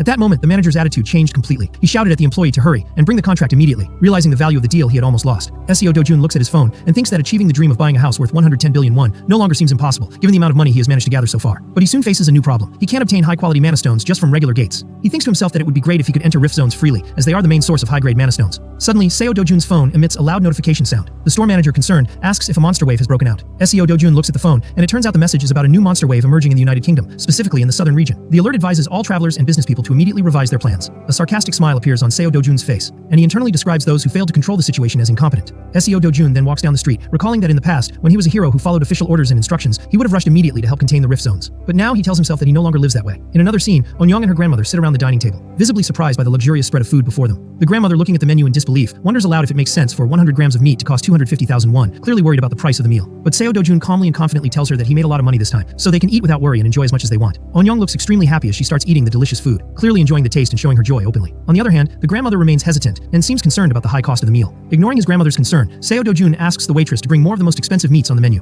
The grandmother questions again why he's ordering such large amounts of food, telling him that she doesn't know how they'll possibly finish all of it. But Seo Dojun smiles confidently and gently tells her that they should just enjoy and eat as much as they like today, encouraging her to eat more. The grandmother is hesitant at first, but eventually takes a piece of meat and tastes it. Onyang excitedly expresses how much she loves the food and urges her grandmother to eat quickly, insisting it's incredibly delicious. The grandmother begins to eat and shows clear enjoyment of the taste, with signs of happiness and satisfaction appearing on her face. Meanwhile, a mysterious figure with purple hair walks confidently toward the place where Seo Dojun's family is seated. This mysterious figure approaches Seo Dojun's table and addresses him, saying, Mr. Seo Dojun. Seo Dojun turns to her with a sharp and confident look, waiting to hear what she has to say. The mysterious woman politely asks to speak with him privately for a moment, but Seo Dojun responds with clear coldness, telling her that he is currently having a meal with his family, and if she has something to say to him, she should come back after he finishes eating. After Seo Dojun's cold response to Hyunjo Yeon, she falls silent in surprise and stares at his back, astonished that he would ignore her despite her great fame. Hyunjo Yeon calmly agrees to his request and steps aside to sit nearby, wondering to herself with some confusion what kind of strange man dares to ignore her like that. People in the restaurant begin to stare at Hyunjo Yeon in amazement, recognizing her as a highly famous and well-known figure. Whispers spread through the place, pointing out that she's the world-class S-rank hero and global celebrity, Hyunjo Yeon. Some comment that she truly deserves the title of the world's strongest hero, while others wonder who the person is that she's waiting for in such a manner. Hyunjo Yeon Yeon thinks to herself that Seo Do-jun is the man who suddenly appeared 2 months ago and was confirmed dead after entering the rift, yet clearly, he is very much alive. She continues pondering, remembering how just one glance and a single word from Seo Do-jun had made her feel deeply nervous. Internally, she wonders how it's even possible for someone who awakened recently like Seo Do-jun to become this powerful in only 2 months, especially when one of the world's richest businessmen, known as the Oil Baron, took 5 years after awakening to reach S rank. She firmly tells herself there's no way this man became an S rank hero in just 2 months, and assumes he must possess some other special ability that makes him strong. Meanwhile, Seo Do-jun's family finishes their meal, and Eun-young expresses great joy after enjoying such a delicious feast. The family turns to leave the place, but they stop when Eun-young and her grandmother notice someone approaching them with distinct footsteps. Seo Do-jun turns around calmly, but his expression sharpens with seriousness, preparing for whoever is coming. Suddenly, a large-built man appears and begins to laugh mockingly upon seeing Seo Do-jun, sarcastically asking if he's really Seo Do-jun and how he managed to survive and escape from that gate. It becomes clear that this man is Kang Cheol-woo, the person Seo Do-jun had been looking for due to what he did to him in the past. Hyun Jo-yeon immediately stands up in alarm when she sees Kang Cheol-woo, and she internally groans in frustration, wondering why Kang Cheol-woo of all people had to show up now. Kang Cheol-woo confidently steps towards Seo Do-jun, while Seo Do-jun's family stands behind him, tense and shocked. Kang Cheol-woo stretches out his hand to stop Seo Do-jun and tells him to stand still and not move. But Seo Do-jun ignores him, turning instead to Hyun Jo-yeon and saying that he's free now, since she previously said she had business with him. Kang Cheol-woo quickly turns, stunned, to see Hyun Jo-yeon suddenly standing in front of him. He looks at her in confusion, questioning why she's here. Seo Do-jun calmly steps in and says to Hyun Jo-yeon, "I'll listen to what you have to say, but can I ask for your help with something for my family first?" Hyun Jo-yeon cautiously asks what exactly he needs, and he replies calmly that she should call a taxi for his family and help them get in. Seo Do-jun then adds, with a very confident look, "As for him, there's a debt that needs to be collected first." Hyun Jo-yeon quietly and attentively fulfills Seo Do-jun's request, helping the grandmother and Eun-young into the taxi and reassuring them to get in without worry. She says goodbye to little Eun-young with a kind smile and warmly waves to her. The taxi carrying Seo Do-jun's grandmother and his sister Eun-young drives away, and Hyun Jo-yeon sighs in clear relief after seeing them off safely. Meanwhile, Seo Do-jun delivers an extremely powerful punch to Kang Cheol-woo, causing him to stagger back, shocked and in pain. Kang Cheol-woo becomes absolutely enraged, his eyes turning red with fury, and he vows that Seo Do-jun will pay dearly for that hit. One of the restaurant workers tries to defuse the situation and asks them not to fight inside the premises, but Kang Cheol-woo violently shoves her aside in anger and yells at her to get away from him immediately. Chaos erupts in the restaurant, and customers start rushing out in fear, afraid that the situation will escalate. Kang Cheol-woo screams at Seo Do-jun, threatening to kill him and furiously demanding to know if he really has a death wish. But Seo Do-jun faces him with immense confidence and strength, landing another powerful blow that completely knocks Kang Cheol-woo off balance. Kang Cheol-woo stumbles back, in pain, and clearly shaken by the unexpected strike, struggling to regain his footing. Seo Do-jun approaches him calmly and calls out clearly, "Kang Cheol-woo." He then firmly reminds Kang Cheol-woo of what he did in the past, how he tried to kill him by trapping him inside a gate to die. Seo Do-jun angrily states that there are a lot of things they need to talk about, clearly and directly. Kang Cheol-woo responds with bitter sarcasm and rage, saying he has nothing to say to a worthless person like Seo Do-jun, and even mentions that his own father abandoned him. Seo Do-jun smirks coldly, while Kang Cheol-woo threateningly asks if it was his stepmother, Hong Hee-ju, who ordered Seo Do-jun to kill him. Then Seo Do-jun pulls out his phone and starts recording the conversation, demanding that Kang Cheol-woo repeat what he just said, clearly. Kang Cheol-woo refuses in rage and shouts furiously that he'll never do that. Then Kang Cheol-woo explodes with rage and hurls a deeply offensive insult at Seo Do-jun's mother, calling her nothing but a disgraceful woman. He immediately charges at Seo Do-jun with savage fury, threatening to kill him on the spot, but Seo Do-jun effortlessly blocks the attack with overwhelming strength, and uses his newly awakened mana power to strike Kang Cheol-woo again with a devastating blow that sends him flying. Kang Cheol-woo is left in utter shock, unable to believe that such a strong attack could be stopped so easily. Seo Do-jun moves toward him at high speed to continue his powerful offensive. The battle intensifies fiercely, but Kang Cheol-woo can't keep up with Seo Do-jun's speed and strength and takes hit after hit. The chaos in the restaurant escalates, while one of the staff members shakily tries to call the police out of fear, but Hyun Jo-yeon intervenes and gently stops her, saying she will handle the situation herself. The worker thanks Hyun Jo-yeon with deep gratitude for stepping in and resolving the crisis. Seo Do-jun unleashes a barrage of extremely powerful strikes on Kang Cheol-woo in a scene filled with rage and violence, completely dominating the confrontation. As the confrontation continues, Seo Do-jun lands a powerful blow on Kang Cheol-woo, sending him crashing to the ground. A voice is heard in the scene, commenting in disbelief that Kang Cheol-woo, a B-rank hero, was defeated so easily. Speculation continues about Seo Do-jun's power, with some saying he might be A-rank, but even so, he shouldn't be able to overpower a B-rank hero this effortlessly. Hyun Jo-yeon calls out to Seo Do-jun as he calmly advances toward his opponent. From a distance, Hyun Jo-yeon watches the situation and quietly tells Seo Do-jun that he'll die if he keeps doing what he's doing now. She walks toward Seo Do-jun and addresses him again. Then she seriously asks how much he truly knows about Kang Cheol-woo. Seo Do-jun replies with complete calm and great confidence, saying he knows enough, then asks her in surprise whether that's a problem for her. Hyun Jo-yeon responds with clear concern, firmly saying, "Yes, that is a problem." She then explains the reason, saying the issue is that Kang Cheol-woo's cousin is Kang Yong-bio, an S-rank hero, but Seo Do-jun replies indifferently, saying he already knows that, and asks her again whether that's a problem for her. Hyun Jo-yeon is shocked by his calm response, and thinks to herself in disbelief how he could know such a dangerous fact and still act like he doesn't care about the consequences. She considers his behavior extremely reckless. At that moment, Kang Cheol-woo, still on the ground, speaks up and tells Seo Do-jun that the only reason he's still alive after everything he's done is because his cousin, Kang Yong-bio, has been protecting him. He calls Seo Do-jun's actions dangerous and reckless, then warns him that if he really thinks he can take on Kang Yong-bio, he's essentially sentencing himself to death. Hyun Jo-yeon asks Seo Do-jun if he truly isn't afraid of Kang Yong-bio. Seo Do-jun replies with absolute confidence and clear coldness, saying the more important thing right now is that she's starting to annoy him. Seo Do-jun and Hyun Jo-yeon stand face to face, locking eyes with sharp and challenging gazes. Meanwhile, the terrified waitress, shaken by the entire confrontation, tells Hyun Jo-yeon in fear that she had promised to handle the situation herself. The tension between Seo Do-jun and Hyun Jo-yeon continues, and it feels like the confrontation could drag on for a while. But Hyun Jo-yeon sighs and apologizes to Seo Do-jun, saying she didn't want to show up this way, but she came because her uncle asked her to resolve this problem. She then gets straight to the point and tells him she knows he sold mana stones at Gasan Stoneman, and asks him to sell them to her instead. Seo Do-jun coldly and bluntly asks how much she's willing to pay for the stones. Hyun Jo-yeon clearly tells him she'll buy whatever amount he has, regardless of the quantity. Seo Do-jun gives a slight sarcastic smile smile and tells her that's actually very good. Hyun Jo-yeon confidently explains that the wealth of an S-rank hero exceeds anything he can possibly imagine. While Kang Cheol-woo is still lying on the ground, Seo Do-jun says he's not against the deal, but he has one condition that must be met first. Hyun Jo-yeon asks him what the condition is. Seo Do-jun replies with cold composure and confidence, saying the condition shouldn't be a big deal, especially if it's Hyun Jo-yeon who's handling it. In a sudden cut to another scene, a cup is seen shattering violently on the ground. His stepmother Hong Hee-ju screams in frustration, saying he was supposed to be dead. She continues shouting that she thought he had died inside the new rift, and panic and terror are clearly visible on her face. In another location, a second cup shatters as a bald man appears in a state of shock and disbelief. The bald man apologizes deeply and says that even the Hero Association itself was convinced that the man in question was dead. Hong Hee-ju is in a state of extreme anger, screaming at one of her staff after smashing a cup on the floor, telling him not to make excuses. She then demands to know, furiously, how he plans to fix the situation. The employee hesitates slightly before nervously saying he has something important to report to her. The employee tells Hong Hee-ju that Kang Cheol-woo was beaten by Seo Do-jun. Hong Hee-ju is completely shocked by the news and exclaims in disbelief, how did that idiot Kang Cheol-woo let this happen? She thinks to herself that Seo Do-jun might have found something out. Hong Hee-ju starts to consider the consequences, telling herself that if her husband or father-in-law finds out, it'll cause a huge problem. However, she adds that she'll find a way to handle it. She also worries that if the news reaches the media, it could trigger a major stock market crash. She starts screaming again, ordering her staff to shut everything down, control the media and social networks, and cut off all communications. She yells that the first thing they need to do is sever contact with the police. One of the employees calmly informs her that the media and the police have already been silenced. Hong Hee-ju relaxes slightly and tells the employee, named President Lee, that he did a good job, but he quietly reminds her that she should know very well these measures are neither permanent nor foolproof. President Lee steps closer to Hong Hee-ju and quietly tells her that Kang Cheol-woo's cousin is Kang Yong-bio. Hong Hee-ju is extremely shocked and quickly stands up, asking President Lee if he truly means that Kang Yong-bio. She recalls that Kang Cheol-woo had a very bad reputation and that everyone believed Kang Yong-bio had completely disowned him. But in reality, Kang Cheol-woo was just doing the dirty work on behalf of Kang Yong-bio. President Lee explains that having Kang Cheol-woo show up in the media like this won't be good for Kang Yong-bio either, so it seems that the latter has already started taking action on his own.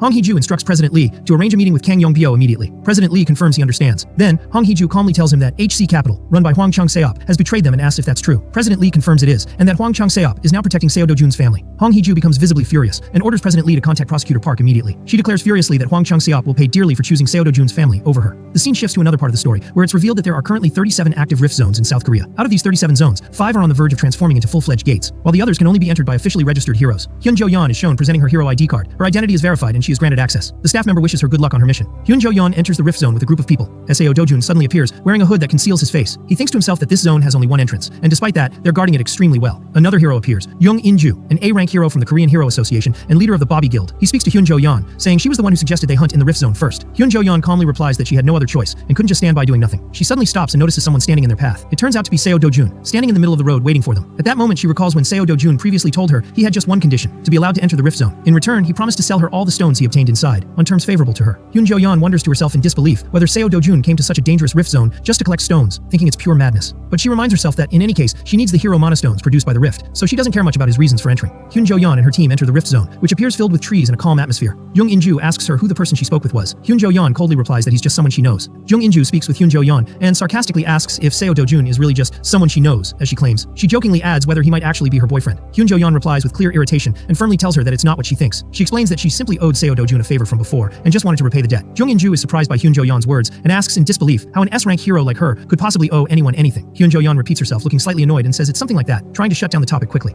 Meanwhile, one of the team members suddenly shows signs of panic, as if sensing something unusual. Seo Do-jun calmly turns his head, completely confident, and appears to have noticed the same strange presence. Suddenly and without warning, massive creatures resembling giant predatory birds descend from the sky and launch a surprise attack on the group. Jung In-ju screams in terror when she sees the creatures and identifies them as Cocastrian, a dangerous type of monster. Hyun Jo-yeon immediately takes command, organizing the team and shouting clear orders. She tells Jung In-ju and Seo Do-jun to form a quick defensive position while instructing another person named Jung-ho to cover their lower flanks. The scene becomes dramatic as Seo Do-jun leaps high into the air toward one of the monsters, displaying incredible speed and strength in combat. Hyun Jo-yeon and the group are stunned and shocked by what Seo Do-jun is doing. Hyun Jo-yeon shouts his name in disbelief, Seo Do-jun, while the rest of the group marvels at his strength and skill. Seo Do-jun successfully defeats one of the monsters with ease and calmly says, "One down." Seo Do-jun continues his attack with strength and confidence, while the monsters keep screeching and crying out. One of the team members speaks up in frustration, saying that the monsters appeared the moment they entered the gate. The monsters begin launching rapid attacks on the team, while everyone tries to evade and retreat. Hyun Jo-yeon quickly begins giving instructions to her team, ordering Jin-ho and Dae-yong-sang to cover the flanks, while asking someone else to secure the lower area. Seo Do-jun rushes toward a monster preparing to strike, and a spark of power and challenge glows in his eyes. A direct confrontation begins between Seo Do-jun and the monster, which attacks violently, but Seo Do-jun blocks it with immense strength. Mana flames start to ignite around Seo Do-jun's hand, showing he's preparing for a powerful strike. Seo Do-jun unleashes his devastating fire attack at the monster, causing a massive explosion that shakes the entire area. Hyun Jo-yeon and the rest of the team watch the scene in stunned silence and disbelief, as Seo Do-jun calmly walks toward the monster that has collapsed on the ground. Seo Do-jun stands in front of the giant beast lying on the ground, looking incredibly confident and strong. One of the team members asks in complete astonishment if the monster really died from a single hit. Seo Do-jun responds calmly and seriously, saying that the monster isn't dead yet. Seo Do-jun charges again. and delivers a crushing finishing blow to end it completely. Expressions of shock and tension are clear on the faces of the team members, including Hyun Jo-yeon, at the display of Seo Do-jun's power. Young In-ju asks in disbelief and amazement who Seo Do-jun really is, astonished by his overwhelming strength. Hyun Jo-yeon, visibly flustered, answers awkwardly, saying he's just a strong human. But Young In-ju protests angrily and emotionally, saying there's no way he's just a strong human, especially not after defeating a Cocastrian with a single blow. Hyun Jo-yeon smirks sarcastically and tells her that she too could easily take down a monster like that. But Young In-ju objects again, emotionally, questioning how she can say that when they all saw the monster couldn't even dodge a single punch. Tension is clearly written across Hyun Jo-yeon's face, while her sister continues passionately talking about how powerful Seo Do-jun is, and how he managed to defeat such a formidable monster. Hyun Jo-yeon silently stares at Seo Do-jun, wondering to herself just who this mysterious man really is. Hyun Jo-yeon calmly and seriously tells Young In-ju that she needs to change the plan they had originally set. She tells her team that she's decided they'll head straight to the heart of the area. Meanwhile, Seo Do-jun calmly sits in front of the slain monster and begins carving up its body with a knife, clearly stating that he doesn't intend to share the spoils with anyone who didn't participate in the fight. Hyun Jo-yeon replies with calm confidence that she never intended to ask for a share in the first place. Then she adds in a serious and clear tone that his skills don't seem suited for a place like this. She confidently asks him if he's interested in venturing deeper into the rift zone with her. Seo Do-jun smiles confidently and replies, "That sounds fun." Hyun Jo-yeon steps forward and, with full confidence, tells him that she knows the geography of the place well and asks him to follow her if he wants to leave the area safely. Hyun Jo-yeon dashes forward at high speed into the forest, while Seo Do-jun quietly watches her from a distance. He watches her as she disappears at an incredible pace, but remains in place without saying a word. After a moment of thought, Seo Do-jun begins sprinting rapidly in the same direction Hyun Jo-yeon went. Meanwhile, inside the forest, another group of hunters comes under a sudden attack, with the sounds of shouting and shock heard among them. Hyun Jo-yeon continues her movement at blinding speed, surpassing everyone around her and moving like a streak of lightning. The scene shifts to another group of hunters, where one of them asks Young In-ju, the guild leader, if they're going to move. Young In-ju asks him if he thinks he can keep up with the other's speed, and he clearly replies that he doesn't think so. Young In-ju then tells her team that they're just background characters today, and instructs them to keep hunting as usual. Young In-ju feels an internal sadness, thinking to herself that even though she's an A-rank hero, she feels completely insignificant when compared to S-rank heroes like Hyun Jo-yeon. She continues reflecting, adding that the same goes for Hyun Jo-yeon, and that man too, clearly referring to Seo Do-jun. Hyun Jo-yeon keeps moving at tremendous speed, wondering to herself if she should slow down a little. But suddenly, Seo Do-jun flashes past her at an incredible speed, overtaking her with ease. Hyun Jo-yeon is stunned when she sees Seo Do-jun pass her so easily, the shock clearly written on her face. She thinks in disbelief and frustration about what just happened, wondering if she really got overtaken, even though she's considered one of the top 3 fastest heroes in Korea. Seo Do-jun calmly smiles and tells Hyun Jo-yeon that she's slower than he expected. He adds sarcastically that she was running like she was trying to get rid of him. Hyun Jo-yeon shouts in frustration and confusion, asking him who exactly is trying to get rid of whom. Her face shows clear embarrassment and irritation as she angrily wonders to herself when she ever did something like that. Seo Do-jun stops for a moment to examine the path ahead, while Hyun Jo-yeon appears exhausted trying to keep up with him. He looks toward a massive mountain visible on the horizon, his face showing strong interest in the place. Hyun Jo-yeon notices his intense focus and nervously asks what's there. Hyun Jo-yeon explains seriously that the place he's looking at is where the boss monster of the Rift Zone resides. She goes on to explain that the boss monster is called Cassarian, a massive beast resembling a pterosaur, and it's about 20 meters long. She adds firmly that even thinking about fighting it is out of the question. It takes at least 3 S-rank heroes to bring it down. But Seo Do-jun ignores Hyun Jo-yeon's warning and simply asks if the boss monster possesses a high-grade E-class mana stone. Hyun Jo-yeon replies that yes, it does indeed have that kind of high-quality mana stone. She suddenly realizes that Seo Do-jun is approaching the location calmly and asks him in a panic if he really plans to fight it. Hyun Jo-yeon voices her frustration, saying she didn't bring him here to do something so reckless. But Seo Do-jun pays no attention to her warnings and instead charges forward at incredible speed toward the boss monster's location. Hyun Jo-yeon screams in terror and utter shock, wondering to herself what on earth Seo Do-jun is thinking. The fear is clearly written all over her face. Hyun Jo-yeon tries to stop Seo Do-jun, shouting after him to stop, but Seo Do-jun ignores her call and continues sprinting at immense speed toward his target. A scene appears showing a massive mountain dominating the landscape, with the place appearing deeply mysterious. Moments later, Hyun Jo-yeon stops in her tracks, stunned, wondering what just happened, expressing her great confusion about Seo Do-jun's speed and strength. She turns and sees the body of the boss monster, Cassarian, lying on the ground, already defeated. Shock and astonishment are clearly visible on Hyun Jo-yeon's face when she realizes that the massive beast Cassarian was taken down so easily by Seo Do-jun. Hyun Jo-yeon recalls and reminds herself that Cassarian is an incredibly powerful monster, and that in the past, the only one who managed to defeat it was an S-rank hero named Park Hae-yul. It's mentioned that Park Hae-yul is a very famous S-rank hero, known for slaying the monster Cassarian. It's also explained that even Park Hae-yul couldn't defeat Cassarian in his first battle, except with extreme difficulty, despite being accompanied by 30 A-rank heroes. It's stated that all of the A-rank heroes who participated in that first battle died, and only Park Hae-yul barely survived. It is later mentioned that Park Hae-yul decided to launch a revenge battle, this time accompanied by another S-rank hero and 200 A-rank heroes. A fierce battle ensued, during which Park Hae-yul launched a brutal and intense attack on the monster Cassarian. Eventually, Park Hae-yul succeeded in killing Cassarian once and for all, but despite that success, most of the heroes who joined that revenge battle were killed. It is then revealed that the massive guild Resolute Logic, founded by Park Hae-yul, was never able to fully recover its strength, even 3 years after that battle. Returning to the present, clear signs of anger and frustration appear on Hyun Jo-yeon's face when Seo Do-jun sarcastically tells her that she knows perfectly well she didn't contribute anything to killing the monster. Hyun Jo-yeon continues thinking in deep shock, saying to herself that she wouldn't have believed what happened had she not seen it with her own eyes. She repeats again in utter disbelief that the famous monster Cassarian was taken down in a single blow by Seo Do-jun. At that moment, Seo Do-jun lifts the massive mana stone he obtained from Cassarian's body and gazes at it calmly without saying a word. Seo Do-jun coldly tells Hyun Jo-yeon that he no longer needs a guide. He turns around and tells her that from now on, he'll proceed on his own, then begins walking away, leaving the place behind him. But Hyun Jo-yeon stops him and asks in surprise if he doesn't plan to take other valuable parts from Cassarian's body, pointing out that its beak, claws, and other parts have high academic value, in addition to the mana stone. Seo Do-jun turns to her and replies with a calm, confident smile that those things aren't worth the time or money. He further explains that it's better for him to spend his time collecting more mana stones from different monsters, then adds that she can keep those parts as payment for guiding him earlier. Hyun Jo-yeon silently and with great astonishment watches Seo Do-jun walking away without a care. Seo Do-jun continues walking, calmly saying he doesn't need anything from that creature, looking extremely confident as he heads toward a distant mountainous area. A group of other heroes appears, sitting in silence, visibly stunned. They begin talking among themselves in disbelief, with one of them saying that Seo Dojun borrowed a large bag and returned with it completely filled with mana stones. He adds in amazement that if their guild tried to do the same, it would take 20 hours of group hunting, maybe even 3 full days considering the bag's contents. Hyun Jo-yeon sits on a rock, lost in deep thought and confusion over Seo Dojun's true identity. She continues wondering in amazement how he managed to collect such a massive number of stones so quickly. Young In-ju is struck with fear as she remembers Hyun Jo-yeon's words, shocked that Seo Dojun defeated the monster Caesarion alone, without any gear or armor. She thinks in deep alarm that this level of power alone is enough to make him the strongest in South Korea, possibly even in the entire world. Seo Dojun is then shown calmly walking with great confidence, carrying another bag full of stones. The group continues watching him in awe as he fills yet another bag, commenting that if they told anyone what happened today, no one would believe them. They'd be called crazy. One of them clearly tells the others not to ever speak of this event to anyone, insisting no one would believe it anyway. From a distance, the team sees Seo Dojun and Hyun Jo-yeon talking to each other, though they can't hear the conversation. The team begins discussing the nature of Seo Dojun and Hyun Jo-yeon's relationship, wondering if there's something romantic between them. One member remarks that any man standing next to Hyun Jo-yeon would have to be that handsome, calling them an incredibly attractive pair. Jung In-ju starts thinking deeply and tells herself it would be strange if their relationship was just a passing connection. She adds surprised that Seo Dojun treats Hyun Jo-yeon so casually, as if she were just a normal person, and wonders how anyone dares speak to her like that. Suddenly, Seo Dojun walks over and hands Hyun Jo-yeon one of the bags filled with mana stones.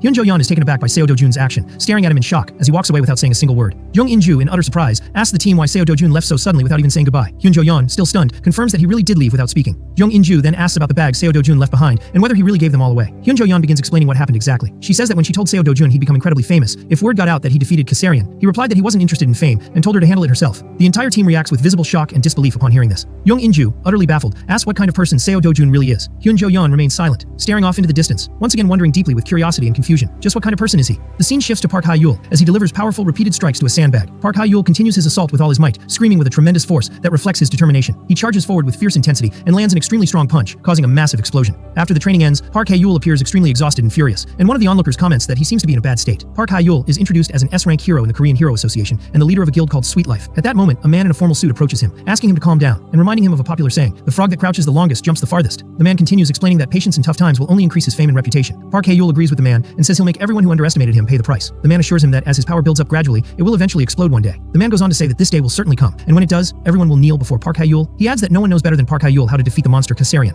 The man smiles and explains that Park Ha-yul will go down in history as the hero who defeated Caesarion with the smallest team possible, and that the Hero Association might even grant him exclusive rights to hunt the beast. Park Ha-yul laughs confidently, affirming that he truly is the one who knows best how to defeat the monster. He then looks at an old group photo which reminds him that his guild has become far weaker than it was 3 years ago. Nevertheless, Park Ha-yul continues speaking with confidence, claiming that he's still the only one capable of defeating that giant flying monster. The man smiles and assures him that no one else can do it but him. The story then shifts to another location, showing an image of a large building along with some files and photos, where the name Seo Dojun is mentioned. A man named Kang Yong-bio, another S-rank hero in the Korean Hero Association and the cousin of Kang Cheol-woo, holds the documents and curiously asks if they are about Seo Dojun. This is confirmed, and one of the men explains that Kang Cheol-woo tried to get rid of Seo Dojun by sending him into a rift a few months ago. But he didn't die. Instead, he awakened inside the rift. Hong Hee-ju is mentioned as well, the CEO of the T Group and the second daughter of the W Group. She was the client who requested the elimination of Seo Dojun. Kang Yong-bio asks in surprise why a wealthy woman like her would care about a nobody like Seo Dojun. It is explained that Seo Dojun is an illegitimate child of the T Group, taken in at the age of 7, but cast out after Hong Hee-ju gave birth to her own child 6 years ago. Kang Yong-bio smirks sarcastically and says that blood relations don't matter in the world of the wealthy. Kang Yong-bio then asks how much money Kang Cheol-woo received for the job, and he's told it was 3 billion won. Kang Yong-bio remarks that the amount is too little. The man adds that Kang Cheol-woo ended up in terrible shape, with a body covered in burn scars, completely blind in both eyes, and on the verge of death. Kang Yong-bio is shown preparing to play golf, commenting on how brutal the person who beat Kang Cheol-woo must have been. He angrily states that if he had carried out the attack himself, he would have cut off his limbs and crushed his skull. The other man mentions a rumor that Hyun Jo-yeon helped Seo Dojun during that incident. Kang Yong-bio becomes furious upon hearing this and angrily questions why Hyun Jo-yeon would help someone like Seo Dojun, clearly demanding to know the nature of their relationship. The assistant seems hesitant to confirm the nature of the relationship between Hyun Jo-yeon and Seo Dojun, cautiously stating that he's not sure what their connection is, but thanks to Hyun Jo-yeon's testimony to the police, the case was quietly closed. Kang Yong-bio becomes furious and yells at the assistant, demanding that he find out the nature of the relationship between Hyun Jo-yeon and Seo Dojun immediately. Kang Yong-bio continues pressuring the assistant, insisting that they must know the full details, stating that if it's not a romantic relationship, then there must be some kind of deal or arrangement. The assistant becomes extremely flustered and says he'll look into it right away, then rushes out of the room in a hurry. The rage on Kang Yong-bio's face is unmistakable as he grips his golf club tightly and hurls it to the ground in anger, expressing his frustration at the situation.